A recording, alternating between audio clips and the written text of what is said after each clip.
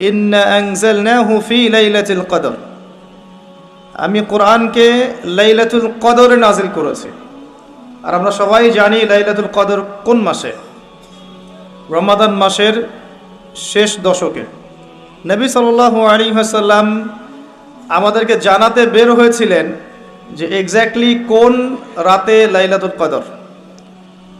নবীজি লাইলাতুল কদর পেয়েছিলেন, তার কপালে কাদামাটির দাগ ছিল, ওই রাতে বৃষ্টি হয়েছিল। লাইলাতুল কদরের রাতে বৃষ্টি হতে পারে, এর একটা আলামত। তিনি বলতে বের হয়েছেন সাহাবীদেরকে যে কবে লাইলাতুল কদর। পথিমধ্যে দেখলেন দুইজন মুসলিম আপোষে ঝগড়া করছে। কি করছে? যেটা আমরা সচরাচর পড়ি আর কি। দুইজন মুসলিম আপোষে ঝগড়া করছে। নবী সাল্লাল্লাহু আলাইহি ওয়াসাল্লাম বললেন যে আমি লাইলাতুল কদর জানানোর জন্যই এসেছিলাম, কিন্তু মুসলিমদের আপোষের ঝগড়ার কারণে এই জ্ঞানটাকে আমার থেকে ভুলিয়ে দেওয়া হয়েছে। এই ভুলিয়ে দেওয়ার মধ্যেই কল্যাণ ছিল।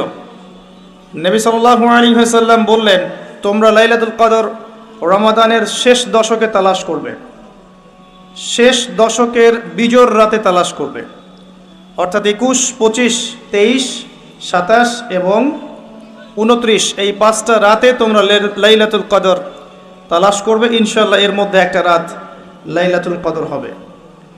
এই রাত যে পেয়ে যাবে, 1000 মাস ইবাদত করলে যে নেকি হয়, এই এক রাত ইবাদত করলে সেই নেকি হবে ইনশাআল্লাহ। লাইলাতুল কদরি খায়রুম মিন আলফি শাহর। এবং এই রাতে কি হয়? তানাজ্জালুল মালায়েকাতু ওয়ার রূহু ফিহা বিইذনি রাব্বিহিম মিন কুল্লি আমর। এই রাতে ফেরেশতা মণ্ডলী আসমান থেকে নেমে আসেন পৃথিবীতে, এবং তাদের সর্দার হচ্ছেন জিবরাইল আলাইহিস সালাম। কি নিয়ে নেমে আসেন? প্রত্যেকটা বিষয়ের ফয়সালা নিয়ে। অর্থাৎ এই এক বছর কি হবে আপনার সাথে, এটা লাইলাতুল কদরের মধ্যে ফিক্স করা হয়। মানুষের তাকদীর 3 দফায় লেখা হয়। কয় দফায়?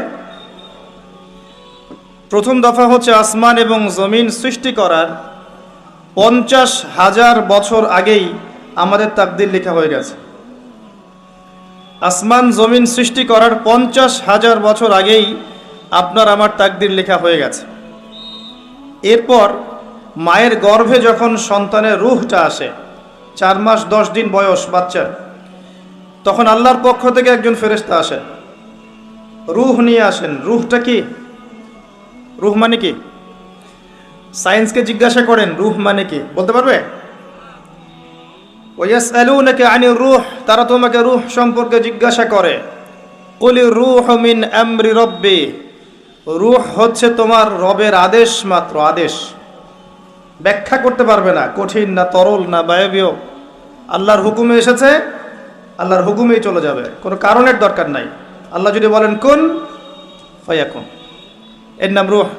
তারা তোমাকে রূহ সম্পর্কে জিজ্ঞাসা করে। কুলির রূহু মিন আমরি রাব্বি, বলো যে রূহ তোমার রবের আদেশ মাত্র। ওয়া মা উতীতুম মিনাল ইলমি ইল্লা কলিলা, রূহ সম্পর্কে তোমাদেরকে বেশি জ্ঞান দেয়া হয়নি। তো এই রাতে যখন মালায়েকার পক্ষ থেকে আল্লাহ পাক রূহটা পাঠিয়ে দেন মায়ের গর্ভে, মালায়েকা ফুঁকে দেন, তখন বাচ্চা নড়াচড়া শুরু করে, বাচ্চার হার্টবিট পাম্প করা শুরু করে। তখন ফেরেশতা লিখে দেন তার হায়াত, তার রিজিক, সে সৌভাগ্যবান না দুর্ভাগ্যবান, এবং তার পরিণতি কী হবে লিখে দেয়া হয়। দ্বিতীয় দফায় তাকদীর লেখা হয়। প্রথম দফায় কোথায়? আসমান জমিন সৃষ্টির 50,000 বছর আগে লাউহে মাহফুজে লেখা হয়ে গেছে। দ্বিতীয় দফা এখানে। এরপর লাইলাতুল কদরে আগামী 1 বছর কোথায় কি হবে না হবে প্রত্যেকটা বিষয় ফয়সালা করা হয় লাইলাতুল কদরে, যেটা রমাদান মাসের শেষ দশকে, শেষ দশকের বিজোড় রাতে। অতএব শেষ দশকে আমরা বাজার ঘাটে বেশি ব্যস্ত হব না। রমাজান আসন্ন, আমি কয়েকটা লেকচারে এটা নিয়ে কথাও বলেছি, তবে আপনাদেরকে স্মরণ করানোর জন্যে আমি কয়েকটা কাজের কথা বলছি। রমাদান মাসের প্রথম কাজ হচ্ছে বিশুদ্ধভাবে সওম রাখা। শুধু খাবার ছেড়ে দেয়া, পানাহার ছেড়ে দেয়া, স্ত্রী সহবাস ছেড়ে দেওয়ার নাম রোজা নয়। এই কথাটাকে হজম করতে শেখেন। খাবার পানীয় স্ত্রী সহবাস ছেড়ে দেওয়ার নামই শুধু রোজা নয়। যতক্ষণ পর্যন্ত একজন রোজাদার আল্লাহ পাকের সমস্ত নিষেধ ত্যাগ না করছে, রোজা হচ্ছে না। একজন ব্যক্তি যদি পানাহার ছেড়ে দিয়ে সুদ খায়, সওম রেখে জেনা করে, সওম রেখে মিথ্যা কথা বলে, রোজা রেখে মানুষকে ঠকায়, রোজা রেখে মাপে কম দেয়, রোজা রেখে দুর্নীতি করে, রোজা রেখে ঘুষ খায়, ইত্যাদি ইত্যাদি, ওই ব্যক্তির রোজার আল্লাহর কাছে কোনো দাম নাই। এমনভাবে হাদিস এসেছে, কেউ যদি রোজা রেখে মিথ্যা কথা বলে, অশ্লীল কাজ করে, ওই ব্যক্তির পানাহার ত্যাগ করায় আল্লাহ পাকের কিচ্ছু যায় আসে না। বলে নাউজুবিল্লাহ। তাহলে সওমের প্রকৃত অর্থ হচ্ছে আত্মশুদ্ধি অর্জন করা, তাকওয়া অর্জন করা। তাকওয়া তখনই অর্জিত হবে যখন আমরা আল্লাহর সমস্ত হারাম ছাড়তে পারব, তার আগ পর্যন্ত না। রোজা রাখবেন এভাবে যাতে আল্লাহ পাকের নিষেধে আপনি না জড়ান। 2 নাম্বার, রমজান মাসে বেশি থেকে বেশি দান সদাকা করেন। আপনাকে আল্লাহ পাক যতটুকু সামর্থ্য দিয়েছেন, এই সামর্থ্য দিয়ে বেশি থেকে বেশি দান সদাকা করেন। পারবেন? পারা যাবে ইনশাআল্লাহ। আল্লাহ তৌফিক দান করুন। 3, রমজান মাসে বেশি ভোগ বিলাসী হবেন না, খুব বেশি খেতে যাবেন না। ওই যে বলি আমি একটা কথা, সেহেরি এমনভাবে করবেন না যে মনে হয় আপনার জীবনের শেষ খাওয়া। এমনভাবে সেহেরি করবেন না। ইফতারে এত বেশি আয়োজন করবেন না যে আপনার রোজার আধ্যাত্মিকত্ব নষ্ট হয়ে যায়। কাজগুলো একটু কঠিন, কিন্তু প্রবৃত্তিকে নিয়ন্ত্রণ না করতে পারলে আত্মশুদ্ধি আসে না। যার সামনে অনেকগুলো খাবার দেয়া হয়েছে এবং সে ক্ষুধার্ত, যদি এখানে সে সবর করতে পারে, বুঝবেন তার প্রবৃত্তির উপর তার নিয়ন্ত্রণ আছে। কথা বুঝতে পারছেন? এই ব্যক্তির সামনে যদি একটা সুন্দরী নারীকে দেয়া হয়, নগ্নভাবে দেয়া হয়, বলা হয় জেনা করো, এই ব্যক্তির জন্য জেনা থেকে দূরে থাকা সহজ, কারণ সে তার প্রবৃত্তিকে নিয়ন্ত্রণ করতে পেরেছে। যখন দেখবেন খাবার টেবিলে অনেকগুলো গোগ্রাসে মানুষ খাচ্ছে দাড়ি টুপি নিয়ে, বুঝবেন এই ব্যক্তির উপর তার প্রবৃত্তি জয়লাভ করেছে। প্রবৃত্তির উপরে নিয়ন্ত্রণ নাই। আগে পেটকে নিয়ন্ত্রণ করতে হয়। মুসলিমদের ভুঁড়ি থাকে নাকি? মুসলিমদের ভুঁড়ি থাকা সুন্নত। কোন মুজাহিদ সাহাবীর ভুঁড়ি ছিল? আজকে দেখবেন মুসলিমদের মধ্যে প্রচুর ভুঁড়িওয়ালা মানুষ আছে। নবী সাল্লাল্লাহু আলাইহি ওয়াসাল্লাম শেষ জামানার হাদিসে বলেছেন, শেষ জামানায় এমন একটা সময় আসবে যে মুসলিমরা হবে আয়েশি, খুব আরামপ্রিয়, ফাকিল হবে, মেদ জন্মাবে, ঠেস দিয়ে দেয়ালে শুয়ে থাকবে আর বলবে আমি কোরআন মানি, হাদিস মানি না। রমজান মাসে খাওয়ারকে নিয়ন্ত্রণ করেন। 3 নাম্বার, রমাদান মাসটা হবে কোরআনময়। রমজানে কোরআনকে সময় দিবেন, কারণ কোরআনই হচ্ছে সেই কারণ যার কারণে রমজান মাসকে সম্মানিত করা হয়েছে। কি করবেন কোরআনকে নিয়ে? প্রথমত আপনি তিলাওয়াত করবেন, বিশুদ্ধ করে তিলাওয়াত করবেন। প্রত্যেকদিন একটা করে পারা তিলাওয়াত করার চেষ্টা করেন। পারা যাবে ইনশাআল্লাহ? এক পারা একদিনে 20 পৃষ্ঠা, সময় লাগবে সর্বোচ্চ 1 ঘন্টা। হাফেজে কোরআন যারা, তাদের মাত্র 20 মিনিট লাগে। আর যারা আমরা কোরআন টুকটাক বুঝি, তাদের উচিত হবে রমজান মাসে কোরআন অর্থ সহ পড়া, একটু গবেষণা করা, আল্লাহ পাক কি বলেছেন কোরআনে, এটাকে তাদাব্বুর করা। পারা যাবে ইনশাআল্লাহ? যারা হাফেজ আছি, রমজান মাসে হিফজ চর্চা করবে।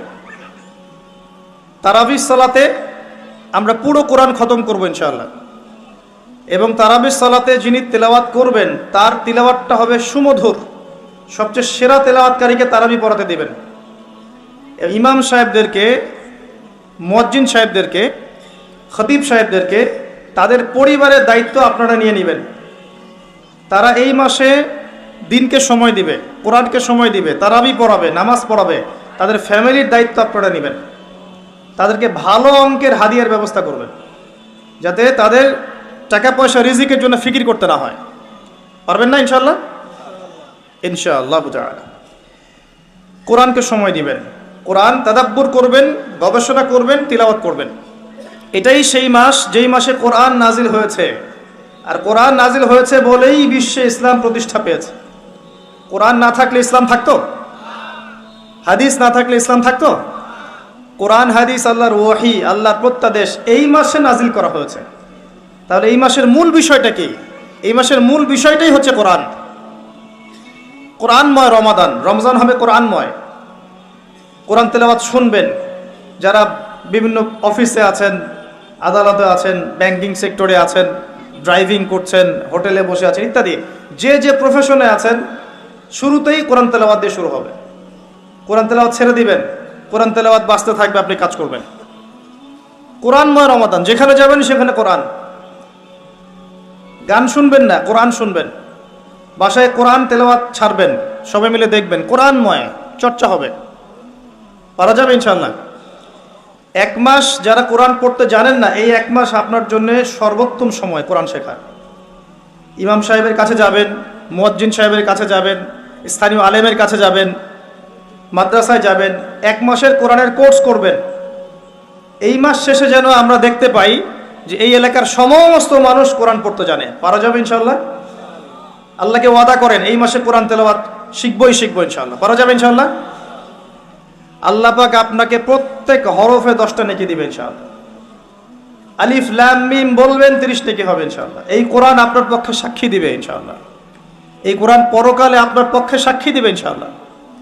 আল কোরআন হুজ্জাতুন লাকা ওয়া আলাইকা, আপনার পক্ষে সাক্ষী দিবে অথবা বিপক্ষে সাক্ষী দিবে। কোরআনের মাধ্যমে আল্লাহ আপনার সম্মান বাড়াবে ইনশাআল্লাহ। আপনার হায়াতে বরকত হবে, রিজিকে বরকত হবে, আপনি কম অসুস্থ হবেন ইনশাআল্লাহ। অসুস্থ হলেও কোরআন তেলাওয়াতের মধ্য দিয়ে আপনি শেফা পাবেন ইনশাআল্লাহ। আল্লাহ পাক বলেছেন না, ওয়া নুনাজ্জিলু মিনাল কোরআন মা হুয়া শিফাউন ওয়া রাহমাতুল লিল মুমিনিন। আমি কোরআন নাজিল করেছি, এই কোরআনে মুমিনদের জন্য শেফা আছে, আরোগ্য আছে এবং দয়া আছে, রহমত। অন্য আয়াতে আল্লাহ বলেছেন হুদাল লিন্নাস, এটা পুরো মানব জাতির জন্য হেদায়াত। ওয়া বুশরা লিল মুসলিমিন, মুসলিমদের জন্য সুসংবাদ। তিবিয়ানান লিকুল্লি শাই, প্রত্যেকটা বিষয়ের ব্যাখ্যা। লা রাইবা ফিহ, কোনো সন্দেহ নাই। এগুলো আল্লাহ পাক বলেছেন না। আল্লাহর কিতাবকে মূল্যায়ন করতে না পারলে শুধু স্লোগান দিয়ে আল কোরআনের আলো ঘরে ঘরে জ্বলবে না। শুধু গলা ফাটায় স্লোগান দিলে হবে না যে আল কোরআনের আলো ঘরে ঘরে জ্বালো, হবে? প্রত্যেকটা ঘরে একটা করে কোরআনওয়ালা মানুষ তো লাগবে, লাগবে না? আমাদের প্রত্যেকের ঘরে কি একটা করে কোরআনওয়ালা মানুষ আছে? প্রত্যেক সদস্য কোরআন তেলাওয়াত করতে পারে? তাহলে কেমন করে কোরআনের আলো ঘরে ঘরে জ্বলবে আমাকে বুঝান। এই চেয়ারে এসে বসেন, বসে বুঝান, আমি ওইখানে বসে শুনি। আমাকে বুঝান কিভাবে কোরআনের আলো ঘরে ঘরে জ্বলবে। কোরআন তেলাওয়াত করতে উৎসাহিত করতে হবে, তেলাওয়াত শেখাতে হবে, এর কোর্স চালু করতে হবে, ঘরে ঘরে কোরআন ঢুকাতে হবে, অমুসলিমদের ঘরেও কোরআন ঢুকাতে হবে। অমুসলিমদের ঘরে কোরআন না ঢুকালে অমুসলিমরা আপনার ঘরে অন্য গ্রন্থ ঢুকাই দিবে। আস্তে আস্তে দেখতেছেন না কি অবস্থা হচ্ছে? দিন দিন মানুষ অন্য ধর্মাবলম্বী হয়ে যাচ্ছে। আপনাদের এলাকায় নাই? পার্বত্য এলাকায় নাই? উত্তরাঞ্চলে নাই? দেশের বিভিন্ন প্রান্তে গিয়ে দেখবেন দিন দিন মানুষ বিধর্মী হয়ে যাচ্ছে। মানব সেবার নামে, সোশ্যাল ওয়ার্কের নামে, মানবতার নামে, চাকরি দেওয়ার নামে, ঋণ দেওয়ার নামে, এসবের নামে মানুষকে ধর্মান্তরিত করা হচ্ছে। আর মুসলিমরা দিন দিন হয়ে যাচ্ছে খ্রিস্টান হচ্ছে, কেউ বুদ্ধিস্ট হচ্ছে, কেউ অন্য ধর্ম হচ্ছে, কেউ শিয়া হচ্ছে, কেউ কাদিয়ানি হচ্ছে, দিন দিন হচ্ছে এগুলো হতে হতে দেখবেন এমন একটা সময় আসবে যে আমরা ওই ইখতিলাফি বিষয় নিয়ে মারামারি কাটাকাটি করতে থাকবো, ওরা দেখবেন যে পুরো জায়গা দখল করে ফেলেছে। জানি না কবে আমাদের বোধোদয় হবে, কবে আমরা বুঝবো যে আমাদের মূল জিনিসটা হচ্ছে ইসলাম, কোরআন, সুন্নাহ, জামাআহ এবং ঐক্য। ইসলাম না থাকলে আমরাও টিকবো না। যখন ইসলাম থাকবে না তখন আমরাও টিকতে পারবো না। ইসলাম আছে বলেই আমরা টিকে আছি। আর আমরা যদি আল্লাহর পক্ষ থেকে যে দায়িত্ব আমাদেরকে দেয়া হয়েছে দ্বীনের রক্ষণাবেক্ষণ, এটার দায়িত্ব আমরা পালন না করি, আল্লাহ পাক অন্য জাতিকে এই জায়গায় নিয়ে আসবেন, আমাদেরকে সরিয়ে দিবেন। এটা কি ঠাট্টা মশকরা মনে করছে? আল্লাহ পাক কোরআনে বলেছেন ওয়াইন তাতাওয়াল্লাউ, সূরা মুহাম্মদ পড়ে দেখেন, ওয়াইন তাতাওয়াল্লাউ, তোমরা যদি মুখ ফিরিয়ে নাও, ইস্তাবদিল কওমান গায়রাকুম, আল্লাহ পাক অন্য কওমকে তোমাদের জায়গায় নিয়ে আসবেন। সুম্মা লা ইয়াকুনু আমসালাকুম, তারা তোমাদের মতো অপদার্থ হবে না। আল্লাহ পাক আমাদেরকে বোঝার তৌফিক দান করুন। আসলে ভাই লম্বা চওড়া আলোচনা করে লাভ নাই, মূল কথা কিন্তু খুব অল্প। মূল কথাটুকু যদি আপনারা বুঝতে পারেন, আমি বুঝাতে পারি, বলবো যে আজকের মাহফিল সফল। আমরা দোয়া করি আজকের মাহফিল যারা অ্যারেঞ্জ করেছে, শ্রম দিয়েছে, অর্থ দিয়েছে, মেধা দিয়েছে, প্রশাসনিক সহযোগিতা দিয়েছে, সার্বিকভাবে সহযোগিতা করেছে, আল্লাহ পাক সবার নেক হায়াত হালাল রিজিকে আল্লাহ পাক বৃদ্ধি করুন, আমিন। কোরআনময় রমাদান হবে, রমজানটা হবে কোরআনময়। খালি কোরআন নিয়ে পড়ে থাকবেন, হাদিস পড়বেন, তালিম করবেন, মসজিদে নামাজের পরে হাদিসের চর্চা হবে, আসর থেকে মাগরিব পর্যন্ত ইমাম সাহেব একটা বিষয়ের উপর দার্স দেবে, একসাথে ইফতার করবেন, একটা ইসলামী সংস্কৃতি বিরাজ করবে। আমলের মৌসুম, গোনা মাফ করানোর একটা মৌসুম। সেই ব্যক্তির জন্য ধ্বংস যে ব্যক্তি রমজান মাসকে পেয়েছে কিন্তু তার গোনা মাফ করাতে পারলো না। সেই ব্যক্তির জন্য ধ্বংস, এই দোয়া করেছেন নবী সাল্লাল্লাহু আলাইহি ওয়াসাল্লাম, বদদোয়া করেছেন। সেই ব্যক্তির জন্য ধ্বংস যে রমজান মাসকে পেয়েছে কিন্তু রমজান মাসকে পেয়েও তার গোনাগুলো মাফ করাতে পারলো না। এখন আমরা তো জানি না আমাদের গুনাহগুলো কত। যে গুনাহগুলো আমরা জানি সেগুলোকে মাথায় নিতে হবে, এই গুনাহ আমি করেছি জীবনে। সেই গুনাহগুলোকে আল্লাহর কাছে নাম ধরে ধরে বলে ক্ষমা চাইতে হবে। আল্লাহ, আমি অমুক দিন মাদক সেবন করেছিলাম, আল্লাহ আমাকে মাফ করে দাও। আল্লাহ, আমি অমুক দিন বন্ধুদের পাল্লায় পড়ে অন্যায় করেছি, আমাকে মাফ করে দাও। আল্লাহ, আমি অমুক দিন সুদ খেয়েছি, আমাকে মাফ করে দাও। যেগুলো মনে পড়ে সেগুলো আল্লাহকে বলতে হবে, বলে বলে মাফ নিতে হবে। আর যদি মানুষের সাথে জড়িত ব্যাপার হয়, আল্লাহ, আমি অমুকের রিলিফের মাল আত্মসাৎ করেছি, ফেরত দেইনি, আল্লাহ আমাকে মাফ করো, আমাকে সেই মাল ফেরত দেওয়ার তৌফিক দাও। আল্লাহ, আমি অমুকের জমি আত্মসাৎ করেছিলাম, আল্লাহ আমাকে ওই জমি ফেরত দেওয়ার তৌফিক দাও। আল্লাহ, আমি অমুককে গালি দিয়েছি, অমুককে গীবত করেছি, অমুককে জুলুম করেছি, আল্লাহ যার যার হক তাকে তাকে ফিরায় দেওয়ার তৌফিক আমাকে দাও। পবিত্র অবস্থায় আমাকে পরকালে উঠাও, এরকম করে দোয়া করতে হবে। মানুষের সাথে জড়িত হক আল্লাহর কাছে মাফ হবে না। কাবা ঘরের গেলাফ ধরে কানলেও মানুষের সাথে জড়িত হক ক্ষমা হয় না, এটা মানুষের কাছেই ক্ষমা নিতে হয়। কেউ যদি ইসরায়েলের সাথে বন্ধুত্ব করে, ইসরায়েলের নাম তো শুনেছেন, ওদের সাথে বন্ধুত্ব করে যদি কাবা ঘরের মধ্যে আতর খুশবু লাগায়, এই ব্যক্তিকে কি বলা যাবে? কি বুঝলেন? কেউ যদি ওর সাথে বন্ধুত্ব করে চলে, সামরিক অ্যালায়েন্স, মিলিটারি অ্যালায়েন্স, বন্ধু, আমার বান্ধবী, আমি বন্ধু বলি না, বলে বান্ধবী, ও আমার বান্ধবী, এদিকে আমি আতর খুশবু লাগাচ্ছি হারাম শরীফে, একে কি বলা যাবে? তো বিষয়গুলো এরকম, মানুষের সাথে জড়িত হক আল্লাহর কাছে মাফ নেওয়া যাবে না, মানুষের কাছেই মাফ নিতে হবে। কথা কি বুঝতে পারছেন? রমজান মাস গোনা মাফের মাস, গোনাগুলোকে ফাইন্ড আউট করে মাফ নিতে হবে। আল্লাহ পাক তৌফিক দান করুন। রমজানে বেশি বেশি দান সাদাকা করবেন সাধ্যমতো, এবং মানুষকে ইফতার করাবেন, বেশি বেশি ইফতার করাবেন। প্রত্যেকটা দিন মসজিদে ইফতার হবে। আমরা এলাকার মানুষ মসজিদে ইফতার দিব, যারা মিসকিন আছে, দরিদ্র আছে, সবাই মসজিদে আসবে, আমরাও বসবো, সবাই মিলে বসে একসাথে, ধনী গরিব সবাই মিলে একসাথে ইফতার। এরকম সাম্য অন্য ধর্ম দেখাতে পারবে? এটা দেখবেন বারাকা হবে। একই বড় প্লেটে খাবেন, দেখবেন বারাকা হবে ইনশাআল্লাহ। 5 ওয়াক্ত নামাজ রমাদান মাসে জামাতে পড়বেন, যুবকরা পড়া যাবে ইনশাআল্লাহ। আল্লাহ পাক তৌফিক দান করুক তোমাদেরকে। 5 ওয়াক্ত নামাজ জামাতে, এবং এবার যে নামাজ ধরবা আর জীবনে কোনোদিন ছাড়বা না ইনশাআল্লাহ। মৃত্যু হয়ে গেল, মৌতের আগেও 2 রাকাত নামাজ পড়ে মরবা, পারা যাবে? 5 ওয়াক্ত নামাজ ছাড়বা না ইনশাআল্লাহ, জামাতের সাথে। যদি জামাত না পাও, ছুটে যায়, নামাজ কি ছেড়ে দিবা? একা পড়বা।